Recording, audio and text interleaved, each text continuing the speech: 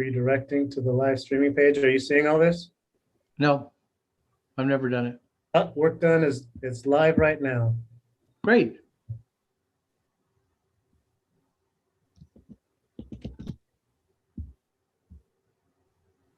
There you are. Now I'm seeing you. Yes, we are live. Hello, everyone. Welcome to Future of Work broadcast. I'm Joe Rogers from WorkDone.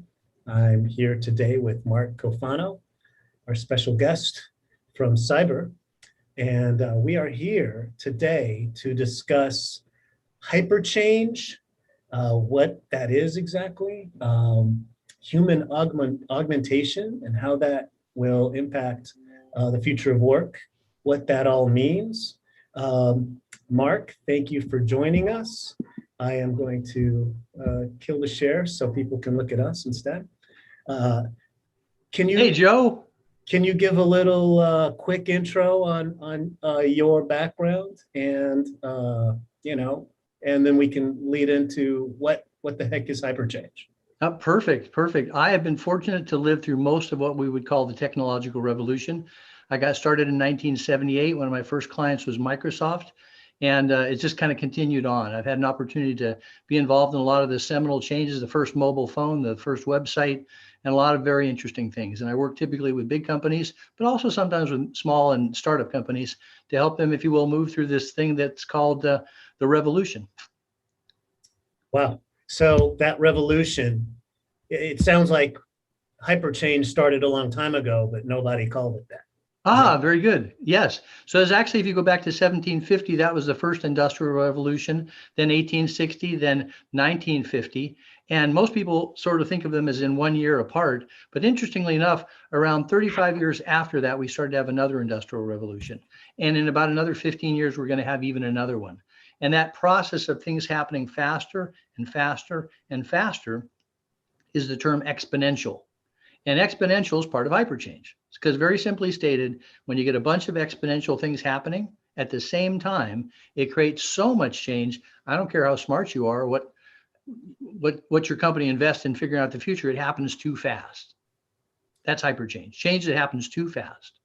Sure. And we now have more exponential types of technology all happening concurrently. Yeah, absolutely. Let me give you 3 quick things to think about. More scientists are alive now than all the scientists that have lived in the history of the world.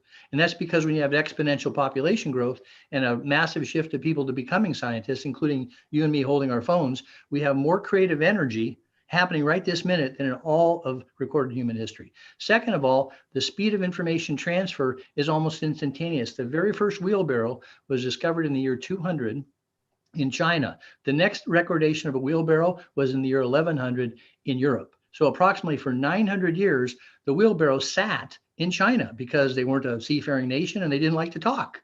So now you imagine, how would the world have been different with another 900 years of wheelbarrow? Very different. And the third thing is an infinite supply of venture capital. It used to be, if you wanted to create a new Gatling gun, a new machine gun, you had to find the king and say, I want to build one of those. And you had to be somebody he'd listen to. Now you just have to be a person on a street corner that has a good idea. And somebody says, okay, we got some money, let's go do it. So those 3 things are changing the trajectory of ideas. Yeah, it's so what's the saying? The future is already here. It's just not evenly distributed, something like that. Absolutely. And I suppose it's a bit democratizing in terms of funding, because you don't have to go to a VC. You can just go to the crowd and raise money that way. Oh my goodness. Yes. And the last 6 months to a year has been absolutely amazing in terms of what the valuations of tech companies are. And we're sort of discovering now that everybody's a tech company. They just may not know it yet. Right. So in terms of all these bigger companies that are very staid, companies that make fertilizer, companies that do in-home nursing care, they're all fundamentally in the same soup. They have to move more quickly. And so therefore they have to be tech oriented. And so therefore they have to either invent the tech or go acquire it. Sure. It's interesting. I had a conversation earlier this week with we were talking about a large insurance company back east and how they now have a staff of like 180 data scientists. And the company is almost 200 years old. And absolutely. So those guys are going to be around. But We certainly hope so. Though I would tell you that anybody betting on that without the appropriate cultural staffing, funding, and a mindset of understanding hyperchange, everyone's at risk for hyperchange. Everyone. sure, sure. So with regards to hyperchange, what's the difference between being a futurist and a visionary? Well, that's a great question. So all we have to do is look at COVID. I have a lot of great futurist friends, and I have to tell you, I didn't predict COVID, and virtually no one that I know predicted COVID. And yet it was in the future 2 years ago, right? So why didn't we predict it? And the answer is because most of us in the futurist business are looking for drivers like technology or manufacturing change or other kinds of things to sort of say what's going to happen. But the problem is you have to look to the past as well. And the core word in the word visionary is vision. And I realized I was not doing a good job, at least not good enough job, to actually really look forwards, backwards, left, right, up, down, every direction I could to find the data. And there are people actually that literally 5 years ago said, hey, 100 years ago, we had a pandemic. We're going to have another one. And did anybody listen? No. Yeah, no, it's, we have very short memories. Exactly. So now in the future of work, this, we ostensibly, we want to talk about hyperchange and human augmentation and, what's the difference between sort of like AI versus being augmented intelligence versus that artificial intelligence. And what's that going to mean to the workforce? I am curious, what is human augmentation? Is it just like the bionic man, or is there more to it? Is it an Iron Man? Like, what is it? Well, I'm gonna play with the term just a little bit. I'm gonna suggest to you that for almost all of human history, we've been augmenting humans, but the issue is we don't necessarily see it that way. If you have a broken leg and you need to stumble someplace and you grab a stick and you use that stick as a crutch, you're augmenting your ability to move. If you take a monocle and you put it over your eye because you have crummy vision and you're able to see and you couldn't before, you're augmenting yourself. When you hold a mobile phone in your hand and you now talk around the world and you couldn't do that before, you're augmenting yourself. So at the end of the day, my definition of human augmentation isn't necessarily that put a chip in your head. It's the continuous process that we've always done to improve or at least supplant our capabilities. And let me just sort of suggest this. Some human augmentation is restorative. If you lose a leg and you have a prosthesis, that's to give you your ability to walk again. Some human augmentation is to improve your ability beyond what you had before. And some human augmentation is about to give you capabilities you never had before and no human had before. So depending upon the conversation, we just have to remember that we've been doing it forever and we're going to about ready to do it constantly. That's what's exciting and a little scary. Mm-hmm, mm-hmm. So, this question just popped up. I'm sure you're familiar with quantified self. I'm sorry? Quantified self. I haven't heard the term quantified self. Okay. Educate me. It's the Apple Watch with all the sensors, people putting sensors all over their body. Oh yes, absolutely. Yeah, absolutely. I just After- hadn't heard that term, but no, actually I have a friend who has a glucose meter, 2 millimeter little device in his arm constantly, and he can look at his mobile phone, never has to pinprick. There's people that are taking things that they swallow, and when they swallow them, they're telling them how far down their gut they went. It's phenomenal, fantastic, and it's happening right now. Yes, you're absolutely right. So then these sensors are cranking out all kinds of data.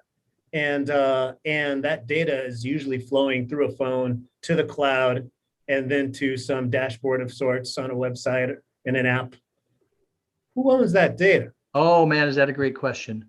And not only who owns that question, but who owns the actual technology itself. And when we get into a conversation about the employee of the future, we're going to understand that just like a contractor sometimes comes with his own tools, sometimes employers are going to come with their own human augmentation. But the short answer is we're in a very thorny circumstance as it relates to data ownership. And I think that the vast majority of people, not necessarily the vast majority of big tech companies, would say they're being taken advantage of, that we fundamentally have become the unwitting product, that our personalities, our privacy, and quite frankly, this property that we're creating, because it is property, the data is property, and it's well documented in the Constitution, it's well documented in the European Union, it's actually been stolen from us. So the short answer is, until we actually have some more conversation, who's going to own it is the big companies that have the big lawyers. I see. Yeah. Puts us at a, yeah. That's changing, by the way. Yeah. Just to let you know, it's a different show, but the good news is there's people that are working very hard on this subject of data sovereignty, that broad term where we're talking about who owns your stuff. It's not we're all alone. There's people, there's good legislators, and there's some companies that are doing fabulous stuff in that area. So, okay, yeah. The Constitution actually talks about data ownership. The Constitution doesn't talk about data ownership, but the bottom line is it talks about the concept of property. And ultimately now there's a series of things that help us to understand what actually is property, what is sweat of the brow, and how do we actually create it. And so a human being moving through space and doing things is actually creating property. And there's lots and lots of good stuff that's happening legislatively that's actually validating that. So again, different day, different conversation. Yeah. We're happy to talk about that. Data sovereignty. It's my job is to keep us on course, and yes, sir. I'm taking us off course here. So do you see, like, in the future, augmentation could become mandatory for some professions? Absolutely. In fact, in certain regards, it is. As an example, if you go to Home Depot, they have exoskeletons that they actually ask their folks to wear if they're lifting certain heavy objects. So imagine something that was on the outside of you that is has the ability of you wearing it on your legs and your back, and there's a hinge, and when you bend down, it gives you an assist in terms of lifting something. So in the military, there's augmentation which is required. Again, remember, we're talking about the kind of augmentation, and there's some augmentation that is temporary. There's some things that are semi-permanent. There's augmentation which are permanent. I mean, they're all finished and done. So yes, absolutely, happening now. So that's more of the exoskeleton. What about like internal? I know you're working with cyber, yes. Maybe you can talk a little bit about that. Well, so let me just tell you, first of all, I'm the chief business officer for cyber, and I work with some other companies in the capacity of helping advise them about where we're moving forward. And a good friend of mine, really one of the smartest guys I know, Robert Grant, 8 years ago came up with the concept after his tenure at Bausch and Lomb to design something that would go in the eye. As it turns out, already the most common surgery in the world is a cataract surgery. And we have 4 million a year in the United States alone. And imagine somebody 8 years ago said, well, what if we put electronics on that sucker? What if we were to be in a place where you could take a very safe surgery, put electronics on it, and imbue a human with the ability to do all kinds of interesting things, including possibly have that be your phone? And I just want to report that this concept is taking off at rocket speed, and probably within 7 years, maybe 6, we might have the ability of actually getting rid of this thing we call the mobile phone in favor of something which is implantable. So I could give you other examples. I'm only saying to you that bionic hearing, to where you have something on behind your ear and you're able to hear across a restaurant. That's here. Hear something that's 150 feet away as if they were right next to you. It's all happening now. Yeah. Hearing aids aren't for the hard of hearing anymore. No. And we're going to have supervision. We're going to have the ability to jump higher. They're talking about potentially the ability of enhancing the super soldiers. We call them war fighters. So imagine you're going into battle and you're now in a place where you have an exoskeleton, a special kind of shield. You have drones that you can launch from your hands. All of what you're seeing is immediately going from your heads-up display, which is not implanted yet, but at some point in time will be. And now the folks that are worried about you getting hurt are able to see everything that you're seeing and giving you better command and control. So the military, as an example, has a big interest in the subject of human augmentation because they want to make their warfighters safe. So it's a combination of Iron Man and Captain America. Absolutely. You're Not from the very good. I movies, from like the that. comic books. I read the comic books as a kid. Oh, and by the way, I want to mention this. You talk about reading the comic books. Science fiction is such a great predictor. 75, do you remember the Jetsons? Of course. 75% of what was in the Jetsons came true, right? A microwave oven, as an example, didn't exist. It does exist. And the self-cleaning little robots, the Roombas, they had Roombas. So a fascinating way Flying to actually, cars are on the horizon. exactly. Oh, in fact, that's another thing about, you talked about, you just have the future is not equally distributed. So many things that people think are going to be invented are invented. They're just not in plain sight. Right. Well, yeah, it's probably Defense Department, stuff like that. Exactly. Sure, sure. We'll get it eventually. Yeah. So what are the moral concerns here? Well, boy, let me just tell you, 5 years ago, I wrote an article on LinkedIn, Joe, and it was fundamentally about the fact that man was going to get married to machines. I think we have it fundamentally wrong. A lot of people are concerned about AI being used to replace people. In other words, okay, I had a job, now AI is just going to replace me. I think that there are certain places where that certainly will happen, but I think it's much more likely that man plus machine, what I call a marriage, is going to be the case because AI has absolute limits. You have general AI, which people sort of imagine, where you can just all of a sudden ask a machine and it responds like a human being. General AI is a very steep hill to climb.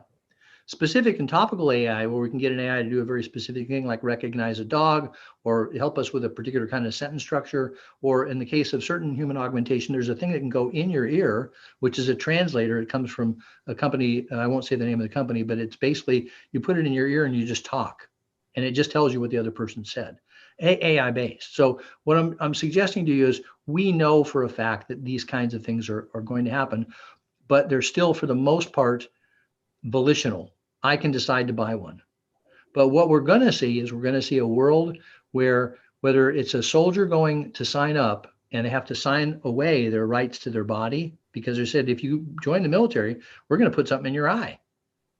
Or a circumstance where someone doesn't directly say you have to do it, but they say, if you want the job, we'll give you another $50,000 a year if you let us put this thing in you. So I think that there's very thorny concerns. And you brought up the issue of data. I bring up the broader issue of who owns the implementation after it's done. Like, for instance, we already know we can put an idea in a human being. We can actually implant an idea in their brain. Accidentally, it sometimes happens just by virtue of hypnosis. But we actually know how to create ideas and install them. Let's just say an employer gave you knowledge necessary to do a job in a future version of you, and when you got fired, they took the knowledge away. Did you really learn it, or did they just lend you knowledge? See, there are a tremendous set of moral dilemmas. And the other thing I want to just point out is this broader issue of the social strata. We have this imagination of a fair world. In fact, there's a lot of our discourse in public today is really the broader issue of, is it fair?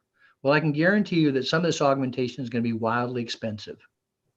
And the people that are already living on $30 a month that are in the parts of the world which are non-industrialized third world countries are already so far behind the curve in terms of access to technology.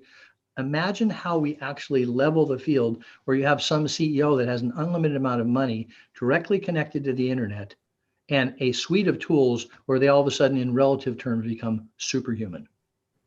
So we're going to see stratification in society, again, described in science fiction, where it's going to be very difficult to architect a fair world. Unless it's planned for in advance. Lots of discourse, good legislation, and very importantly, humans helping humans. Because this is a circumstance where I'm very concerned about big tech getting out ahead of the curve and using economics as a core driver for decision making. We're now at the species level conversation. What's good for our species? And the policymakers are woefully far behind. They've already taken Sophia, which is a robot. Saudi Arabia already made it a citizen. I saw that. Seriously, it has the rights of a citizen. And I think to myself, that might have been a good idea or it might not have, but every other civilized country that interacts with Saudi Arabia from the standpoint of what kinds of rights would happen if someone came here or would not, is now contending with something. I would argue that those discussions have to be elevated to a higher court. They have to be thinking about, are AIs ever human? Well, right. And sort of like, should Congress be sort of judging? Like, these guys are still living in the 90s. So it's Absolutely. And if you take a look at, as an example, China versus the United States and the relative ability of a person here to decide what's going to happen versus in a more, let's just say, a surveillance state or a less volitional state like China, they're already in a place where they're developing massive amounts of data directly because they don't have to ask anybody's permission to harvest it. correct. So these are thorny issues, and I would just tell you, we got to get out and start talking about them. Well, and with regards to China, it's like, if, the US wants to be the good guys and the white hats and say like, oh, we don't do that. But how do you compete if the other guys don't feel that inhibition or those You're absolutely right. And let me just tell you that at some point in time, the core premise of what was fair, and I'm going to use this term again, people have this idea that there is a thing called fair. I think fair exists in fairy tales. I think we fundamentally have a negotiated truce, if you will, between different parts of society, different nations, different ethnic groups. And I don't pretend to be smart enough to figure out what it all looks like, but the more dialogue, the better, because we are a collective. We are we. And that's been one thing that's happened since I was younger. I now understand I'm part of the broader community of we. But it varies like from region to region. So just normally the notion of free speech, what we can say here and what we can say in China are very different compared to even, what we can, was it Alabama who banned yoga? Because they did, like, so within the US. So then it's a question of, okay, these social media like Twitter and Facebook, it's like, all right, and I do want to talk about it just a little bit, not too much, but how are they going to, what's okay over here is not going to work over here. So are they going to have regional rules about what's acceptable, like culturally speaking? Well, I would submit to you that that's really not going to work, because No, it's a mess. It's impractical. It's Having only one isn't gonna work either. Right. So I would suggest to you that the thing we call social media is really a transitional state. I understand why it exists. I understand why it got so popular. And at the end of the day, it is antithetical to certain parts of society. As an example, we are in a part of the world which believes in due process. But you can actually go on social media and be judge, jury, and executioner. So we've suspended the fundamental process of information, of evidence gathering, of deliberation, and then a mechanism. And a company or a person can be destroyed in an instant because social media says, this is what we deem to be true. So there's a perfect example of where we actually have 4 branches of government now: administrative, or the legislative, judicial, executive, and social media. And the founders of this country never designed a government that was designed for 4 branches of government. They were supposed to balance each other. Who is in charge of social media? Private interests. Sure. And that sort of begs the question, this is way off topic, but in the news, Nicaragua accepting Bitcoin as legal tender. Yeah. We shouldn't go down the cyber currency route.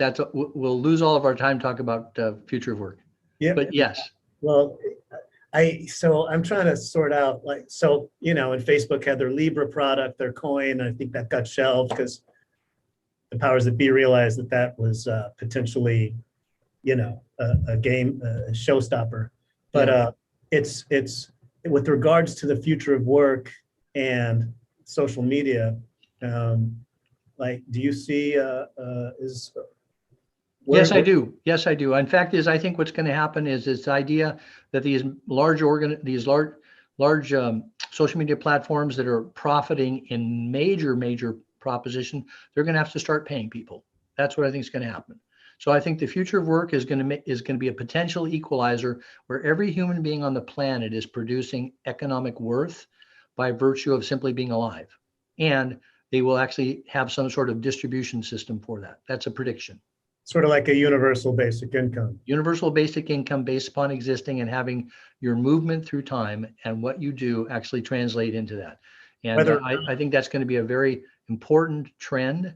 And I think it needs to become legislated. And I think that the people that have made far too much money and driven too much income inequality need to dial it back a couple clicks. All right, let me pull it back to the topic at hand, HyperChange. Yeah. So tell me more about like what Cyber's product. So Cyber is a very interesting idea to basically stick something in your eye and make it so that you can actually not, if you will, just see better, but you can potentially record what's happening. You could potentially have two different eyes see in 3D to be in a circumstance where you could combine different senses with neural inputs. There's just a tremendous amount of things that can happen with something like that. But the core driver is really that what we want to do is we want to create value for the individual. I can't emphasize that the thing that I really like about this company in particular is they're based upon what's good for people, not making a fast buck. And so I think that what's going to happen with Cyber is going to be part of a pantheon of devices that allow a human being to, as an example, there's a company that allows you to lift heavier stuff, or potentially jump higher, or hear better, or smell better, or whatever is necessary. I mean, if you take a look at some of Microsoft's products or other competitors of Microsoft, the ability of having something on your head that just makes you smarter by wearing it. You can now see data overlaid onto your task as a driver, et cetera. So some of these things are going to be very obviously better for the human, and some are not going to be better for the human at all. They're going to be, if you will, surveillance tech. Yeah. Is it the same as like Google Glass, except it's on a contact lens?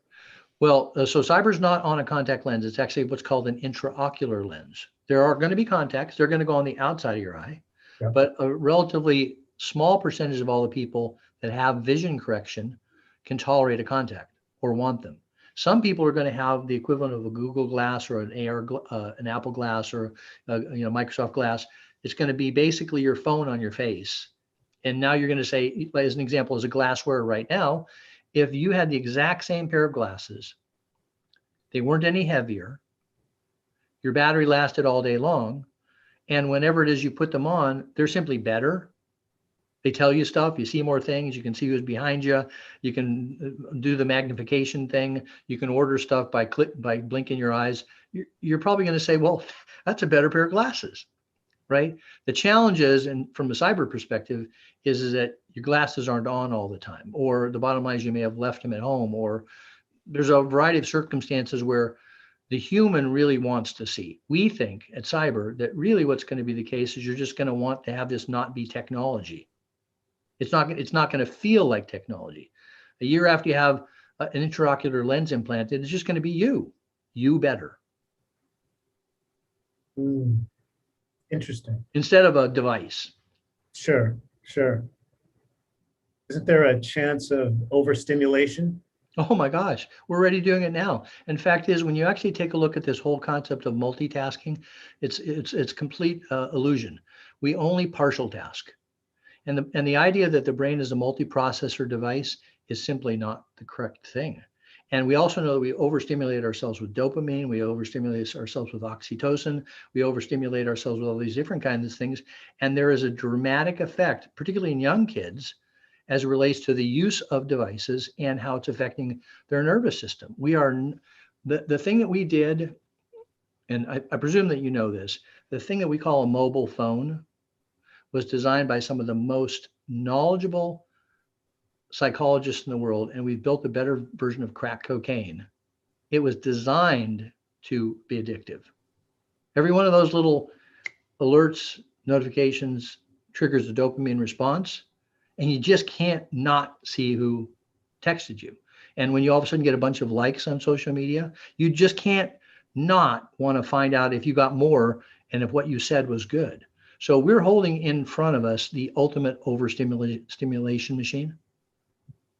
And we don't have ads anymore on TV for alcohol. because we pretty much think that's probably not a great idea, but we absolutely have ads all over the place for the next version of tech. So yeah, it's a big deal. Interesting. So what's the, I mean, we've talked a lot about what's coming. What's the biggest change on the horizon? So the biggest change is we're going to have a group of people that are going to say, I want this. They're not going to be afraid of it. You see, again, we have stratifications of people by income, but we also have stratifications of people by age. Some people are going to say, you're not putting anything in my eye. You're not putting anything in my ear. You're not putting anything in my head. And other young people are going to say, absolutely. When can I get one? So the biggest change is going to be the societal issues associated with how we think about it. As an example, in Scandinavia, there's a greater predominance of people that are very comfortable getting a RFID grain. It's like the size of a grain of rice, goes between your thumb and your forefinger. And once it's installed, it's a really minor thing. In fact, as you can even do it yourself if you're clean. It heals up, and now you can open your car door. You can open your door at your house. Why would you want to carry a key? Because you are the key. See? So we're going to see that some people are just going to be enhancing themselves. And per the conversation we had before, there's also going to be other people that are going to require augmentation. So if you're a police officer today, you can turn off your body cam. Should that be so? I don't know. If you're on the job, should it not be that if we could record everything in 360 degrees all around you, all the sound, everything, that there'd be no possibility that we didn't see what happened? I don't know. Yeah, if you're on duty, yes, but if you're taking a break, then no. Right. Yeah. And we get into these challenges that Google Glass ran into. I don't know if you remember, they used to call them glass holes. I remember. Because the idea that we're going to go in the restroom and we got these glasses on and now there's a camera. Yeah. The question becomes, do you expect, if you're in a restaurant, that who you're in a restaurant with is part of the public record? Pretty much you'd notice if somebody held up their phone and went click, click. But Right. if somebody just glances over at you and you may or may not be with the person you're supposed to be with, is that all of a sudden the public record? We're nowhere near trying to figure this out. Yeah. That problem is not, specific to Google Glass or interocular lenses. My nephew once got on a plane, and his father, my brother, went on YouTube just to look up the plane to see like where he was sitting on, and he found it. He saw his son on a video on YouTube getting on that plane. Absolutely. It was crazy. It's like, yeah. So and in particular, one of the great challenges is the AI that's in use right now. It deals with something that would be called inference engines. And it's 1 + 1 = 2, unless it happens to say 3. So if you're out on social media and you're posting something about your kid needing an ADHD medicine, and that all of a sudden triggers an ad that says, oh, you might have an ADHD kid, at some point in time, that might not be true, but the connection between your kid and ADHD might be in somebody's database. So when that person later wants to get hired or later wants to do something else, they're now pushing uphill against data that was never right. It was inferred, you see? So we have to be super careful. There's issues associated with cultural discrimination, racial discrimination, age discrimination, sexual discrimination. That's all coming from inference engines that the advertisers and tech companies want to put in place, but they're not proven. Same thing occurs in work. As an example, one of the things that I think you talked about in a previous issue of the show, which is I loved, which is the difference between the perception that someone's working versus them actually creating value for the company. Yes, I can monitor you. I can see if your eyes are pointed at the screen, and I can say you're a good employee because you do it 8 hours a day. But how does that compare to your work output? Could be that the person that's staring at the computer isn't getting anything done, but the person that is not staring at the computer is getting a lot done. You see, so we have to develop standards for not only what we're going to monitor, but all we're going to use that data and not use inference engines the wrong way. Sure. So I imagine these interocular lenses will be they basically be able to capture video. Absolutely. And so you could run computer vision on what you're seeing. You can sell what you're, let's just say, and here's an example. Let's just say you're sitting in a ball game. Let's just say you have your installed intraocular lenses, and then you're in a place where you're watching a ball game that in theory you paid a ticket price to go see. You know, you paid $85 or $300 to go watch a game. And right now, if you tried to hold up a phone, the usher would come and say, you can't do that, right? So now the broader question then becomes, okay, well, I'm in this phone. My buddies want to see the game. I got box office seats. I'm just going to let them see as if I'm sitting here. Well, there's going to be all kinds of issues associated with that. That's not going to work really well, right?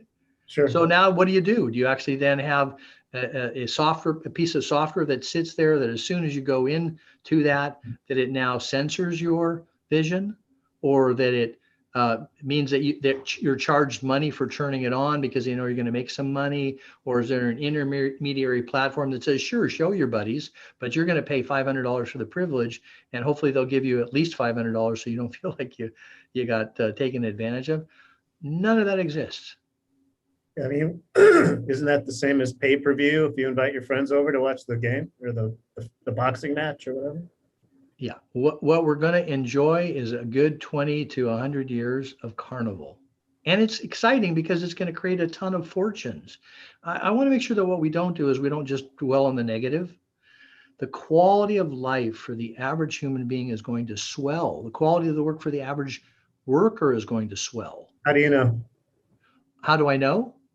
Because I believe that what's going to happen is that we're going to have a lot of information come to the table that wasn't there before.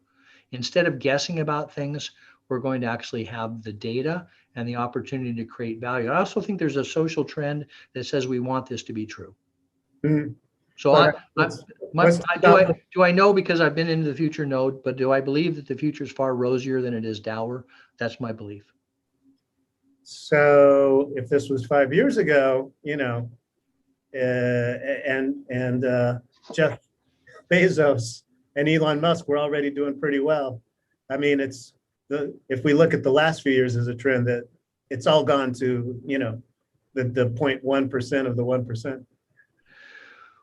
Well, okay. So I think you're talking about two different ways of measuring whether they're doing well or not. I think the broader conversation is that I don't think that adjusted for net income, if you will, or overall value, there's been a substantial decline. But I do think that what's the case is you have to answer this question in the variety of different situations that people work. Right now, we're not doing a very good job in third world and second world countries. The conversation about what's going on for workers tends to be a stereotype into what's happening in first world countries. I think the potential through some of the initiatives like what Elon Musk is doing with finding a cure, not a cure, but a solution for global warming. Many of these initiatives. In fact, as Bill Gates talked in 2010 about getting the brightest minds on the biggest problems. I just think overall, we're going to stop solving a lot of problems locally, artificially, and we're going to have organic, better solutions. That's one of the things that underlies my belief that the world's going to be better. I see. So more cross-border stuff and less absolutely national. Absolutely. That's interesting. Yeah. And you make a good point. I was just thinking about the movement of funds, of money, and it's not just that. Well, there's a broad trend, and we can go back to the crypto thing to talk a little bit about the core premise behind it. I think that certainly there is a basis for how we deal with fiat currency and how we deal with this issue of global capital reserves. These are really big questions. You brought up Libra. I think it was too early. It was an interesting idea, and I also think that its origin was potentially too financially centered. But in the longer term, there ought to be a way for anybody on the planet to exchange capital with anybody on the planet. And we just have to remember that taxing authorities will always be resistant to that being invisible. Sure. So the two things compete. The guy in India does something for the guy that is in Cleveland, or the gal in Cleveland. I don't mean to make a gender-specific comment, but something happens and money is supposed to happen back and forth fast. That's good. And the core thing is that define what a country is, and a taxation system still have to exist. And a lot of the people that architected cryptocurrency said nuts to all that. Well, that's not going to work. Sure, sure. But if it's not a sort of a open source type effort, then Blockchain is really going to help us a lot here. Some of the technology initiatives, Polkadot in particular, and another company that I'm involved with is really addressing this issue of data ownership. We have the ability with blockchain to create a completely distributed, disassociated economy. Decentralized. And it's very exciting. And it creates new collections of income generating units that are neither an individual or a company. It creates the opportunity for value exchange systems, which are neither banks or anything else. I apologize, I'm running low on battery and I don't think I can fix that. So let me just see where we're at in terms of, I've got 11 minutes. I think it's going to get us almost to the top of the hour, but I just wanted you to. We've got 50 minutes left. We'll go 10 and have a graceful. Yeah, I don't want to just like disappear. Sure. We won't go to the full 10. So, well, this is interesting. I've got more questions from my perspective. You know, my business WorkDone, we're sort of. I don't want to get too into it, but what I'm seeing, my background is enterprise content management, so that had to do a lot with digital transformation. You've got a fantastic business. Awesome. Paper, thank you. But I'm visualizing these lenses here from cyber, where they're looking at a document, and it's like basically scanning the document with their eyes. So the human is looking at it, but there's a system, quasi OCR, quasi natural language processing, figuring out what's going on, and then maybe the human is just real time. Yeah, we're going to have cooperation. We have to, and I think this is really an interesting part of this model. I oftentimes talk about the idea of a proxy bot. So imagine that when you're born, you also have a robot, whether that robot is a physical robot or whether it's a certain number of cycles in the cloud of computing power. Imagine that we could create a system where every single person is some combination of their natural abilities and some combination of augmented abilities. An example of this is that if you go back to, let's just say the Middle Ages, what pretty much everybody had was the physical body of themselves. They could pick up a certain amount of stuff. Yes, some people were much stronger than others, but the range of horsepower, if you will, that an individual person had was not so different than another that you couldn't say, okay, you can use your body in an interesting way. Today, we have some people that are still working that way. They're working without even a shovel, trying to get work done. And we have other people that have millions of horsepower when they have their own private jets. So when we consider the imbalance in society, it's driven by the fact that some people have too much non-human power. So imagine technology as a way to level the amount of non-human power that people have, so that every single person doesn't necessarily have to create all the value with the sweat of their brow. I like that idea. I love the idea of minimum basic income coming along with minimum basic productivity, and minimum basic productivity coming with a certain share in information economy. Yeah, we dug into that last week with Johannes Munoz. Yeah, what a smart guy he is. Yeah. And I had not actually heard the term negative income tax before. Yes. And that just kind of like rocked my world a bit. But again, we don't want to digress. So in the closing minutes of our stream here, human augmentation, humans 2.0, if you will. I mean, do you consider this like evolution? Like, it's the end of us. I call it human Homo digitalis. We have Homo sapiens and Homo digitalis.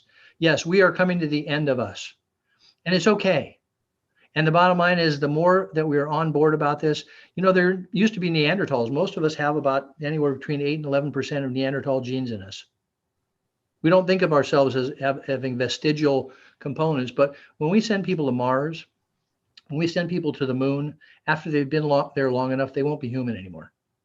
You're not coming back. If you've lived 10 years on Mars with 1/6 gravity, you're not coming back here, right? So it's okay. This Unless is you have an supposed unless you have an exoskeleton to help you stand. probably not even that. But my point is, we're about ready to be multiplanetary. Just the moon and Mars allows us to do that. We're going to have a mix-up of, and I don't mean mix-up as in a bad sense. We're going to be in a situation where the human critter is going to have multiple versions. And X-Men, that's an interesting, science fiction show. Oh, we lost him. Well, folks, that was Mark Cofano, and I guess his battery ran out a little quicker than we expected. Thank you for tuning in to Work Done Live. We're going to sign off right now, and hope to see you next